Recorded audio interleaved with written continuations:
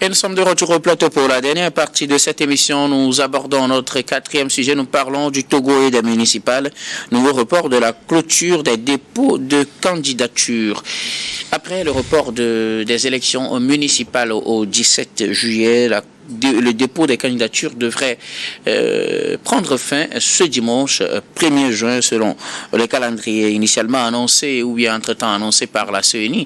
Mais la commission vient d'annoncer un nouveau calendrier, ce premier repoussant jusqu'au 3 juin le dépôt des candidatures. Nous en parlons avec nos invités. Je commence, pour le quatrième, si vous le savez, la parole est à qui veut la prendre en premier. Je commence d'abord par le report même de la clôture des candidatures. Pourquoi un nouveau report? La CENI parle des raisons techniques. Est-ce qu'il n'y avait pas des problèmes techniques avant qu'on ait prévu de reporter, peut-être de clôturer cela le premier? Qu'est-ce qui pourrait expliquer réellement une telle décision de la CENI? Est-ce que cela pourrait avoir des impacts sur la suite du calendrier? Est-ce qu'on pourrait imaginer peut-être un nouveau report de la date des municipales?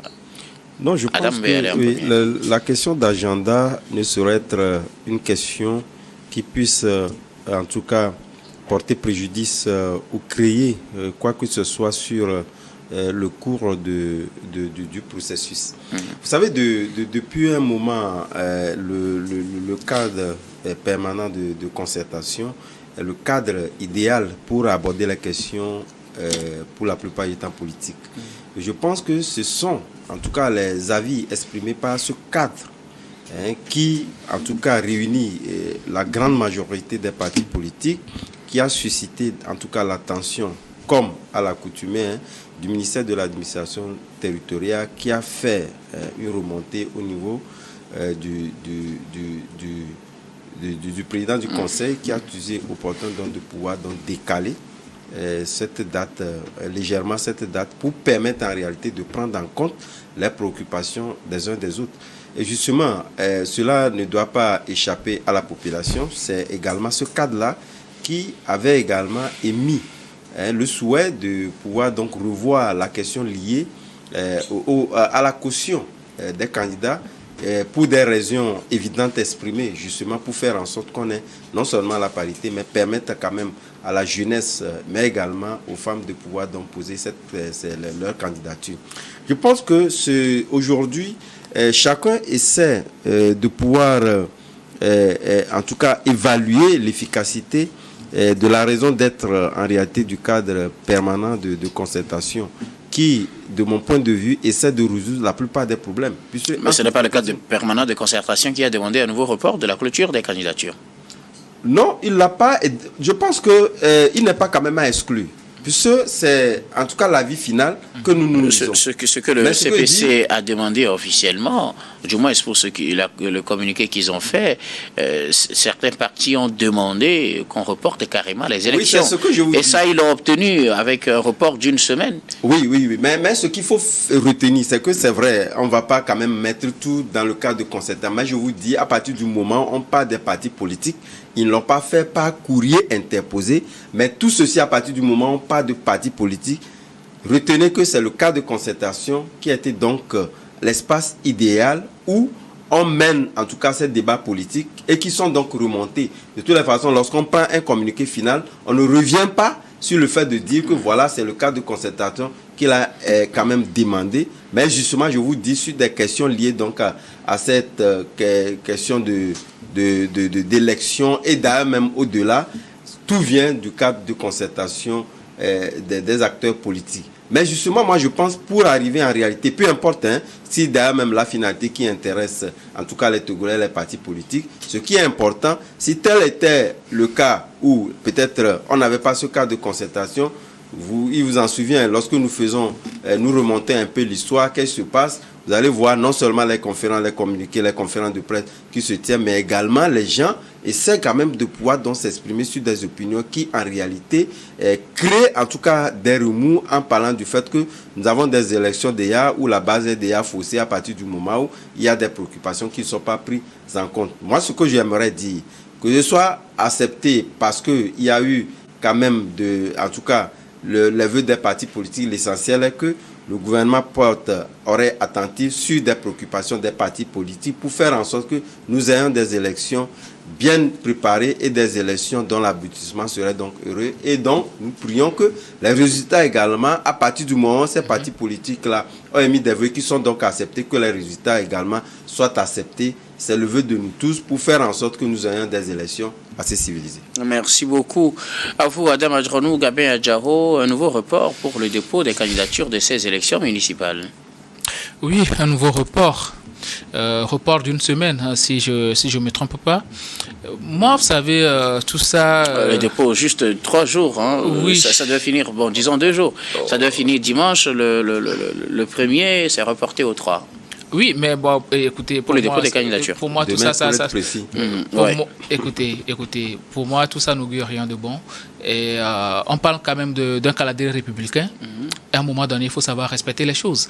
Et on ne peut pas à chaque moment aller de report en report, de rabaissement, de cautionnement. Je l'avais dit ici, moi, je l'ai toujours dit. Et on n'est jamais prêt dans ce pays. Et à chaque moment qu'il y a une date, il faut toujours s'attendre à des reports. Même on avait constaté avec les rentrées scolaires et tout dans ce pays. Donc, à un moment donné, pour ces élections, oui, c'est pourquoi je dis qu'on parle de calendrier républicain, il faut essayer de respecter les choses. Ben, on ne peut pas aujourd'hui dire que non, les frais de cautionnement, c'est à tel montant, et puis par après, on ramène à la baisse, alors qu'on savait très bien que ça, là, dans les normes, on devait ramener ça à la baisse. Ou bien donner ça comme il le faut pour que, bon, il n'y ait pas de critique, il n'y ait pas de contestation de la part de l'opposition. Aujourd'hui, on nous parle de report des élections. Ça veut dire du report du dépôt des dossiers. Ça veut dire que ça empiète quand même sur le dépôt des candidatures, parce que si aujourd'hui on en est là, c'est à cause de la CENI. Ce sont eux qui, à un moment donné, ont créé un certain nombre de conseillers municipaux. Après, on a annulé ça, ainsi de suite, ainsi de suite. Il y a tout un imbroglio autour de cette élection. Et aujourd'hui aussi, on nous parle de quoi ? De renouvellement de 3 membres de l'opposition extra-parlementaire, de 2 membres de la société civile au sein de la CENI, en plein processus électoral. Mais, vous savez, je l'ai dit, nous avons un pays en partage, nous avons le Togo en partage et nous devons tout faire pour que chacun se sente à l'aise dans ce pays. Et qu'est-ce qu'il faut faire ? Quand la situation est comme ça, quand la situation est assez délétère, quand il y a une imbroglio, une incompréhension autour de la situation et qu'on organise une élection, aujourd'hui le CPC se prononce, demain la DMP, l'ANC, le CDPAO se prononcent là-dessus, qu'est-ce qu'il faut faire ? Il faut ouvrir un dialogue. Faire asseoir les partenaires politiques, discuter avec eux pour savoir réellement ce qu'ils veulent et dans quelle mesure on peut organiser les choses pour qu'on puisse aller à des élections crédibles, transparentes et acceptées de tous. Mais si aujourd'hui, on fait les choses par à-coup, on accepte aujourd'hui, demain on n'accepte pas, bon, on reporte aujourd'hui, demain on ne reporte pas, mais on va où ? On va où ?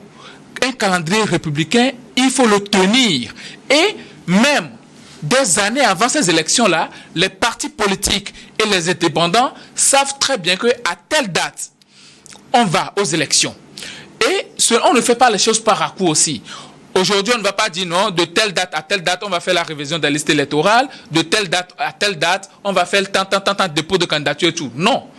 En avant, on le sait tous que le calendrier va se dérouler comme tel. C'est comme ça que ça se passe pratiquement dans tous les pays. Et les gens ne sont plus surpris. Mais ici, c'est comme si on est toujours surpris par les événements. Oh, aujourd'hui, on décide de faire tant. Demain, on décide de faire tant. Bon, on reporte un peu. On rabaisse un peu le cautionnement. On fait évoluer le nombre d'agents au maire. Bon, on ramène. Mais dans quel pays on peut faire des choses comme ça et les gens vont aller à des élections avec de la sérénité? Ça ne se passe nulle part comme ça. Donc, pour moi, la meilleure chose qu'il faut faire aujourd'hui pour qu'on puisse aller à des élections non contestées, c'est de faire asseoir les leaders des partis politiques et ouvrir un bon dialogue. On peut consensuellement accepter de repousser des élections, pourquoi pas 2 mois, pourquoi pas 3 mois.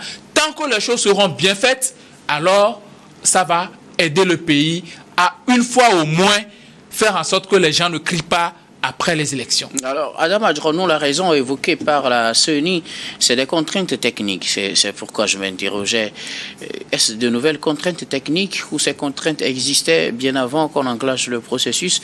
La CENI ne dit rien à propos, mais est-ce que cela peut avoir un impact, comme l'estime Gabin, sur la suite du processus électoral?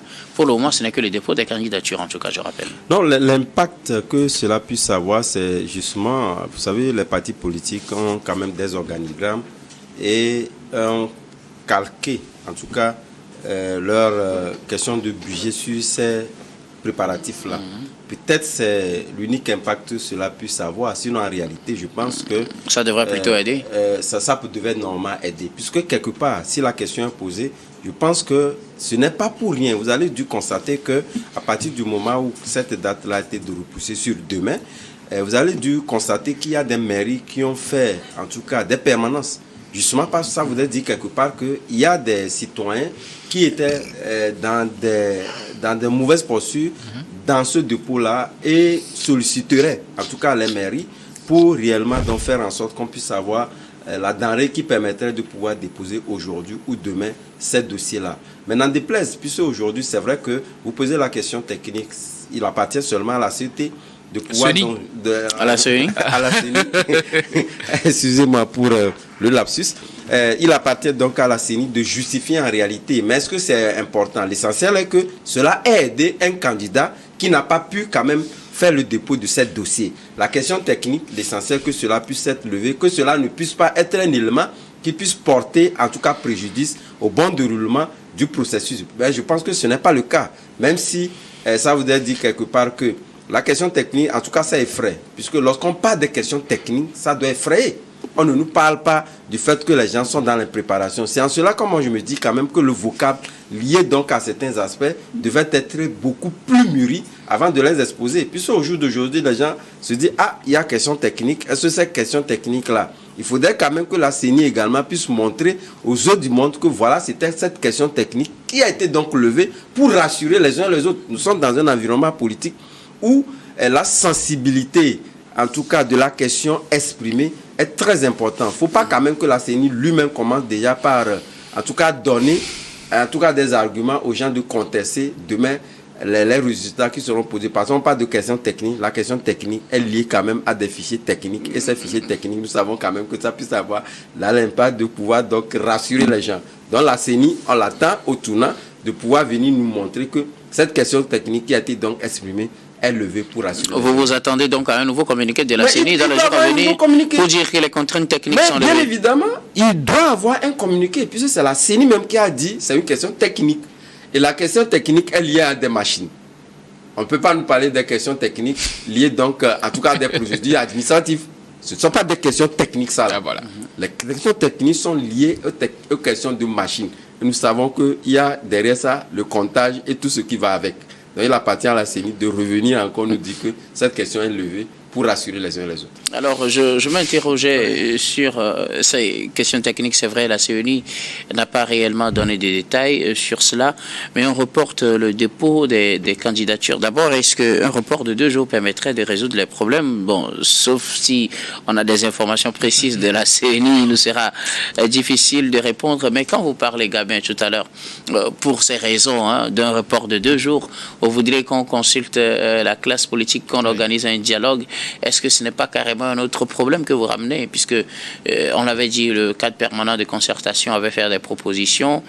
Bon, le gouvernement a décidé de rallonger, de reporter d'une semaine, puisque c'était d'abord le 10, c'est repoussé au 17, avec pour conséquence le report de la date de clôture des dépôts de candidature, qui vient aussi de subir un nouveau report. Est-ce qu'on pourrait imaginer que ça engendre plutôt un nouveau report de la date des législatives, ou plus il faut forcément des municipales, excusez-moi, un nouveau report de la date des municipales, ou bien il faut forcément aller, comme vous le demandez, à un dialogue?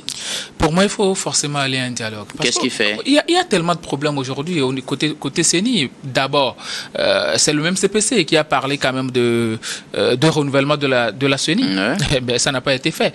jusqu'au jour d'aujourd'hui. Et là, on demande à ce que, on va changer les membres les membres extra-parlementaires. Si on change les 3 membres extra-parlementaires et les 2 membres de la société civile, qu'en est-il des membres parlementaires? Puisqu'aujourd'hui, il y a de nouveaux partis politiques à l'Assemblée nationale. On fait quoi? Donc, les anciens qui sont toujours à la CENI, les anciens partis parlementaires qui étaient à la CENI, par exemple le NET, qui était un parti parlementaire aujourd'hui, est à la CENI en tant que parti parlementaire, alors qu'aujourd'hui, ce parti-là n'a pas de député à l'hémicycle. Ça pose problème.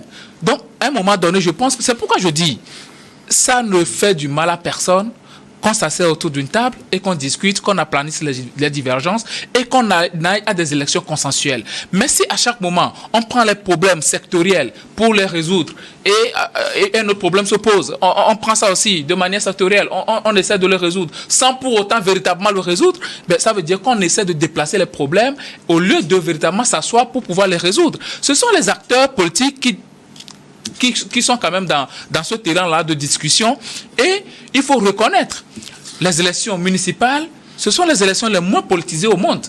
Donc ça veut dire que si les partis politiques font des réclamations aujourd'hui, ils les font aussi pour ces indépendants-là qui vont aux élections. Aujourd'hui, il y a des listes de la société civile, des gens, des Togolais lambda qui se constituent, des gens qui n'ont pas d'obédience politique, qui se constituent pour pouvoir aller aux élections parce qu'on parle de la gestion à la base.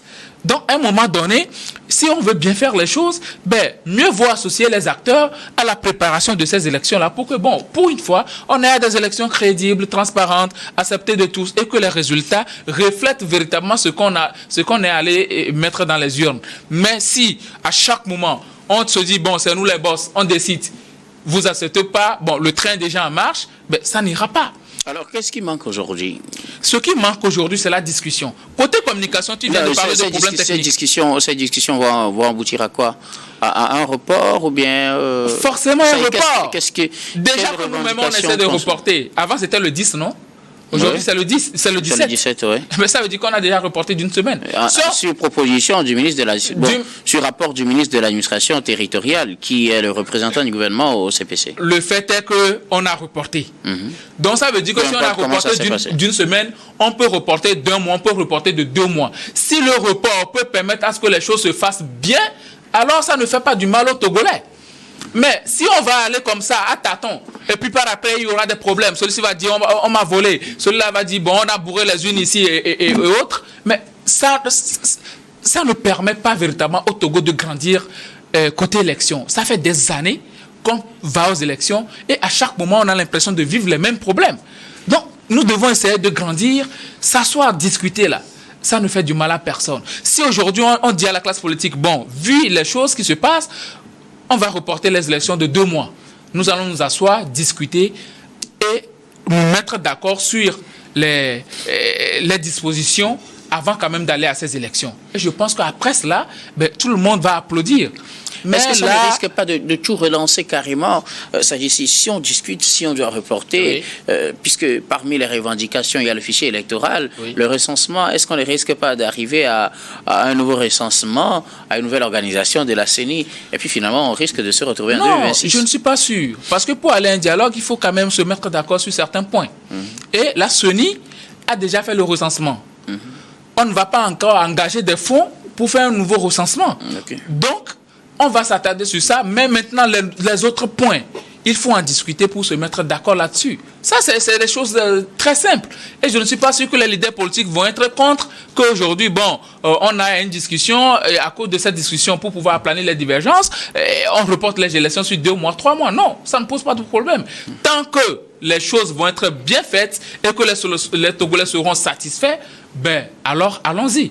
Mais dans l'ordre actuel des choses, la manière dont on fait les choses de manière kafkaïenne, là, sincèrement, moi, j'aime pas. Oui, permettez. Je pense que la rigueur en ce qui concerne la date de la tenue des élections est très importante dans une démocratie. Vous savez, lorsque vous prenez la démocratie célébrée, ils ont quand même, en tout cas, ces valeurs-là, justement, parce que on sait à la date que les élections se passeront à telle date.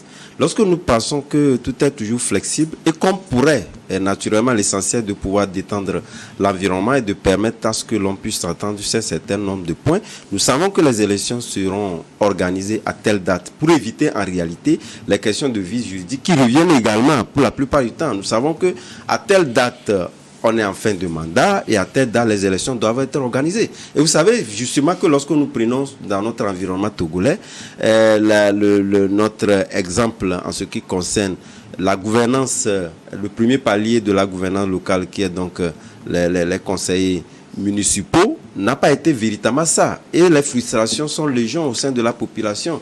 On attend véritablement que le gouvernement ou l'exécutif prenne des dispositions qui vont dans le sens de la bonne gouvernance, faire en sorte que cette deuxième expérience puisse être des expériences qui vont dans le sens, en tout cas, de la population, ce qu'on n'a pas réellement constaté dans les communes, même si nous savons qu'à quelques exceptions près, certains ont eu quand même à faire des pas plus que d'autres, mais globalement, nous savons que ça n'a pas été réellement ça, mais la rigueur en ce qui concerne la date et la fin des mandats doit être de mise pour faire en sorte que nos démocraties soient des démocraties célébrées. Merci beaucoup. Gabin, quelque chose à ajouter? Non, moi je vais juste encore m'attarder sur la question du dialogue qui est pour moi une question très importante. Acceptons la discussion et faisons en sorte que les élections puissent se passer dans de très bonnes conditions. Il ne faut pas juste être dans l'idéologie politicienne. Ça ne nous fait pas véritablement grandir. Donc pour moi, il faut quand même accepter aller autour d'une table de discussion pour une fois permettre à ce qu'on ait des élections assez crédibles. Merci beaucoup à vous tous pour vos contributions. Nous arrivons pratiquement à la fin de ce numéro de Regard Croisé, mais avant de nous séparer, notre habituel dernier tour de table, ce sera pour vos mots de fin sur un sujet de votre choix. Je commence par vous, Gabin. Bon, le sujet, c'est qu'il y a la pluie. Il y a eu pluie aujourd'hui et dans certaines zones, il y a encore de l'inondation. Donc, j'invite quand même le gouvernement à faire diligence et à visiter quand même ces quartiers-là, Zosime, Kanikopé et environ. Alenka, on n'en parle même plus. Boma, mais c'est la croix et la bannière. Il faut faire en sorte que ces populations-là ne puissent pas subir quand même les affres quand même de la pluie qui s'annonce. Nous sommes en juin, c'est la période pluvieuse et il faut faire très attention aussi, appeler la population à la vigilance. Merci beaucoup à vous, Gabin, d'avoir répondu à notre invitation. Gabin Adjaro, vous êtes juriste et directeur d'un cabinet Juris Consulting. Merci, docteur. Madame, entre-nous vos mots de fin.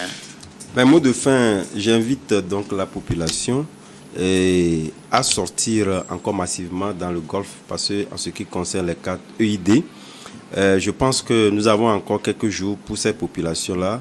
Beaucoup l'ont compris, il y a des écoles également qui s'organisent déjà à faire en sorte que les élèves qui doivent être en tout cas renseignés au prorata de l'enregistrement de leurs parents sont en train de s'organiser. C'est déjà bien. Il faudrait quand même les parents qui ne l'ont pas encore fait de se mobiliser parce qu'il y a encore quelques jours récents pour faire donc ces cartes-là qui sont essentielles parce que la question d'identification est très essentielle pour la question de sécurité mais également pour d'autres questions également. Merci beaucoup. À vous, Adam Adronon, vous êtes journaliste et analyste politique. Merci d'être passé sur ce plateau. C'est moi. Et nous disons également merci à toutes les équipes techniques et rédactionnelles qui nous ont aidés à préparer et à présenter cette émission.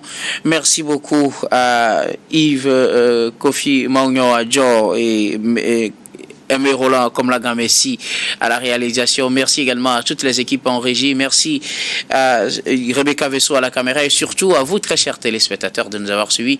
C'est la fin de ce numéro de Regard Croisé. Je vous retrouve demain avec le même plaisir pour un autre numéro.